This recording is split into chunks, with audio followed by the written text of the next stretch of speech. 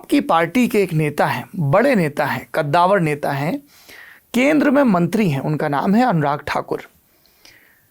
अनुराग ठाकुर और आपके बीच सब कुछ ठीक नहीं बताया जाता है और एक प्रसंग का विशेष रूप से जिक्र किया जाता है जो सेंट्रल यूनिवर्सिटी के देहरा कैंपस को लेकर है।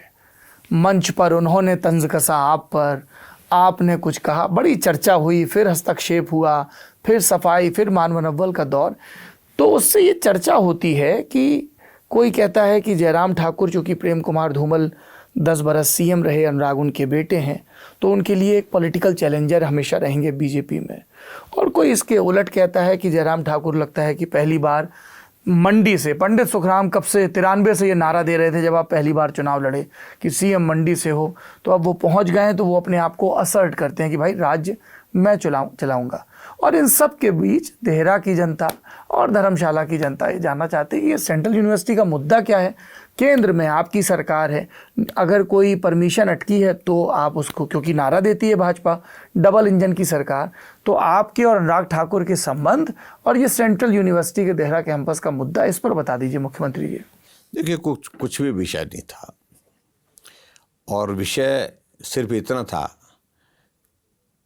कि सेंट्रल यूनिवर्सिटी धर्मशाला के नाम पर स्वीकृत हुई जी, लेकिन बाद में उस वक्त हमारी ही पार्टी की सरकार थी, तय किया गया उसमें कि उसके लिए 2 कैंपस तय किए गए। एक कैंपस उसका देहरा में होगा और एक कैंपस उसका धर्मशाला में होगा। और उस बात को लेकर के ज़मीन तलाशने की प्रक्रिया शुरू हुई। पहले ज़मीन नहीं मिली, ज़मीन नहीं मिली तो उसके बाद उसके क्लियरेंसेस के इश्यूज बहुत ज़्यादा थे, क्योंकि हमारे यहाँ पर क्या होता है कि हिमाचल प्रदेश में फॉरेस्ट की क्लियरेंस अगर आती है तो उसके लिए लंबी प्रोसेस है, उस प्रोसेस में से गुजरना पड़ेगा। तो उस प्रोसेस में पिछली जो कांग्रेस की गवर्नमेंट, क्योंकि ये यूनिवर्सिटी तो 2009 की यूनिवर्सिटी है, तो उसके बाद वो प्रोसेस इतना डिले किया, कुछ किया ही नहीं उसमें, न एक जगह किया न दूसरी जगह किया। और उसमें लैंड एक्विजिशन का जो प्रोसेस होना था, लैंड एक्विजिशन के साथ साथ जो पर्टिकुलरली जो फॉरेस्ट लैंड की जो क्लियरेंसेस के इश्यूज थे वो ज़्यादा इंपॉर्टेंट थे। वो क्लियरेंसेस के इश्यूज पेंडिंग रहे। हमने उनको प्रोसेस किया और क्लियरेंसेस वगैरह सारी करवाई, केंद्र से करवाई। अनुराग ठाकुर जी भी उस काम में लगे हुए थे। अल्टीमेटली जब उसका जो एनपीवी का जो पैसा जमा होना था वो भी हमने, पता नहीं शायद 5 करोड़ या 6 करोड़ कितना था, मुझे एग्जैक्ट अमाउंट मालूम नहीं, तो वो भी हमने जमा कर दिया। उसके बाद फिर हमारे 2 तरफ से चीज़ों को लेकर के उसमें विषय था। सबका मत था कि देहरा में भी काम शुरू हो और धर्मशाला में भी काम शुरू हो, लेकिन धर्मशाला में तब तक के लिए लैंड उपलब्ध नहीं हो पाई थी। जो उपलब्ध हो पाई थी उसकी क्लियरेंसेस नहीं थी।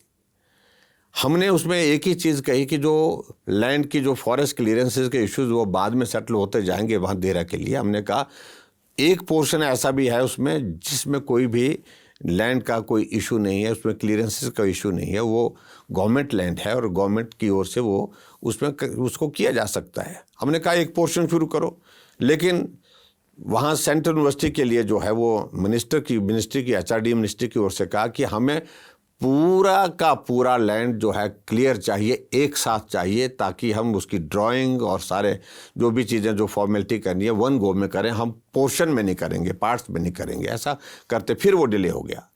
ऐसा डिले होने की वजह से अल्टीमेटली अनुराग जी चाह रहे थे कि जल्दी हो, उसमें थोड़ा उस कारण से और डिले होगा। तो हमने कहा आप केंद्र में मंत्री हैं, आप भी थोड़ा सा सारे इस विषय को लेकर के आगे बढ़ाएं। हमारी कई बार चर्चा हुई, लेकिन उनको अनावश्यक रूप से पता नहीं क्या किस बात को लेकर उन्हें जो पब्लिकली जो रिएक्ट किया वो सार्वजनिक रूप से किसी ने भी पसंद नहीं किया। इसलिए नहीं पसंद किया क्योंकि हमारा उसमें कसूर ही नहीं था, हमारा दोष ही नहीं था। फैक्ट्स कुछ और थे, फैक्ट्स कुछ और रखे गए, ऐसा कन्फ्यूज़न वहाँ पर हुआ। अल्टीमेटली उन्होंने बोला लेकिन हमने कुछ नहीं बोला।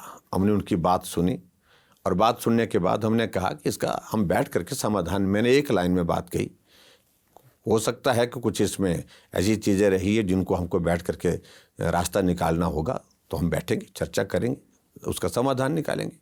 अब हमारे लिए कोई दिक्कत नहीं है, अब उसके बाद विषय ही समाप्त हो गया। लेकिन इतना ज़रूर है कि वो एक सिचुएशन बनी थी और मुझे लगता है कि अब वो दौर हो गया सो हो गया। कई बार राजनीतिक जीवन में, सामाजिक जीवन में कई ऐसी घटनाएं घटित हो जाती है, वो पल भर में घटित हो जाती है, उसके बाद समाप्त भी हो जाती है।